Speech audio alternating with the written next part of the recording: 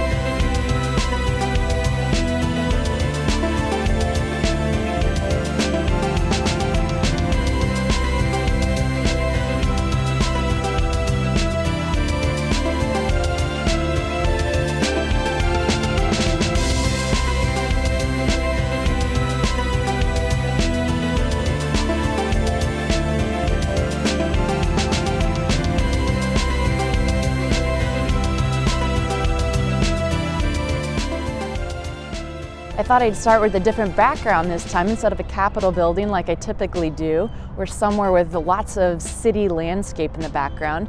But as you see, this is New Belgium Brewery, and this is a really great little brewery that they have here in Asheville, just outside of downtown. Asheville started having people come into the area about 1784, but they didn't really kind of get off the ground until a little bit later. This area was called Morristown, but then was renamed in 1797 to Asheville after Governor Samuel Ashe. In 1880, the railroad came to the area, and it brought a lot of therapeutic and health modalities here. It has since been growing, and even though the population now is only about 91,000, it's still growing and growing, as you can see from a lot of the traffic and widening of the streets, but there's still a lot of charm in this area. One of the interesting things is that when the Roaring 20s came here, they actually went into debt as they were building the area, and they were slowly able to repay the loans, but they were not able to quickly build a lot of newer buildings. And so now you can walk around and see some of the cool architecture from that time period. If you're looking for a really cool place to come down for some art galleries and actually some cute little brew pubs and restaurants, come down to this River Arts District. The river is actually back in the background over here. You can't see it. This is a really nice walking path that they have. And actually over in this area, which you can't see, is the New Belgium Brewery area where I started my video. But this is a really cute little area just to walk around, see some really cool graffiti, like I said, some restaurants and some other things. If you're looking for a really pretty place to come and shop and get out of the rain or maybe out of the intense sunshine, this is a really beautiful place just to walk around. This is called Grove Arcade, and it's just a lot of little boutique shops and things like that, but it's really pretty with the overhead light coming in and then all these cute little boutiques that are here.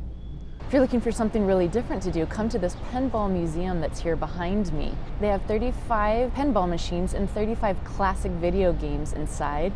And for $15, you can play for as long as you want. They do have unique hours, so check that before you come. But again, if you're looking for something just a little bit different, this is your place. An iconic thing to do here in Asheville is to visit this building behind me, which is called the Biltmore Estate. It is a 250-room French Renaissance chateau, and it is recognized as America's largest home. It took 6 years of construction and around 1,000 workers. It's really beautiful to take a tour inside, but I will warn you, it is not cheap. It's about $75, and that does not include any of the private tours they have. But once you are inside, you are able to see things like the entrance hall, the billiard room, the banquet hall, which was actually one of my favorite to see. It was really beautiful. And this is where guests would enjoy elegant dinners. And you could also see the breakfast room, which was different than where you had dinner. You could also see the salon, as well as a music room. Then you could also visit the library, which was interesting as parts of it were 2 levels.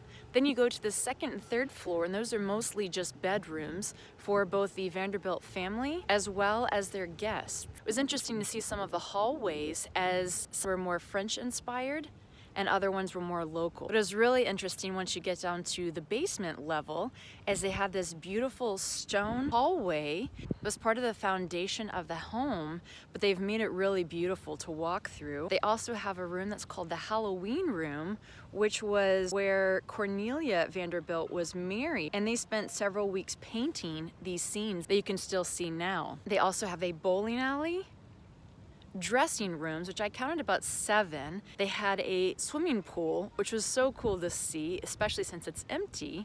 And they said it was a 70,000 gallon pool that was heated, and it still has its original underwater lighting. They said that keeping fit was very popular back then, so they have a gymnasium. And then you go into some of the more servants areas, which had different types of kitchens, which was interesting to see. They had a vegetable pantry, as well as a pastry kitchen. They had a rotisserie kitchen, and they kept some of those separate for different reasons, such as the rotisserie was too hot and smoky, and they didn't want grease and the smoke to get into some of the things like the pastry kitchen. One thing to note is to make sure to go to the bathroom before or after your tours. They actually don't have any public bathrooms inside of the house. They do have them outside in what used to be the stables, and now you can visit the stables, and they have some different cute little shops that are in there, and they talk about some of the history of what the rooms were before and show you some of the pictures as well as what they are now. They have some cute things such as a toy shop, Christmas shop, and even some places to eat both indoors and outdoors. They also have gardens that you can visit, as well as a winery and some other things that are worth seeing. So once you do have a ticket for here, all of this you're able to do. One thing to note though is that there is a little bit of traffic just to show your ticket when you're driving. Then you still have to park, and you can either take a trolley or walk, but that is an additional time. And then there is also a standing line to get in. So do consider another probably 15 minutes from once you get on the grounds to show your ticket twice, get parking, and walk. This is really fascinating to see. If you do have a little bit of extra money to spend and some time, this is really beautiful and something that you'll remember for years to come. If you're looking for a really beautiful drive, come to the Blue Ridge Parkway. It's really beautiful. There might be some traffic if the weather's really nice, which is the best time to come. It's really beautiful to see some of the fall foliage that comes here, but even on a nice summer day, fall day, or really any time of the year, this is a really beautiful drive. You can just kind of go at your own pace or the pace of the traffic, but this is just about 10 minutes outside of downtown Asheville and well worth seeing. 10 minutes from downtown is an area behind me here called Beaver Lake. It's really pretty and very quiet to walk around. It does comp against, there's a street that's right here that's pretty busy, but then as you continue on around the path here, it is really, really beautiful. But the one bad thing, if you're coming by car, there's not a lot of good parking, but this is nice just to kind of get away from downtown and have this really beautiful scenery. Behind me here, you might notice there is a cat on the wall and a cat on the pole.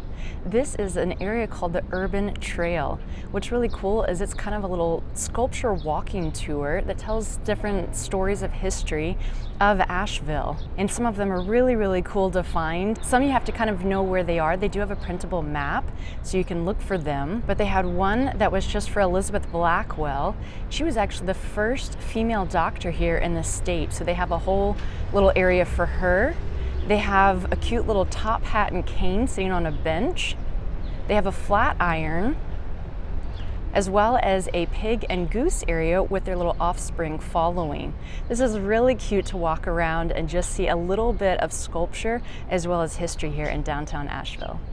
And this building behind me here is an art gallery, which isn't typically my thing, but it's well worth walking inside because they have an old-fashioned soda fountain in there. It was established in 1938 and still has kind of a 1950s charm where you can go and get coffee, food, and of course, ice cream. So this is a really cool place to check out at Woolworth.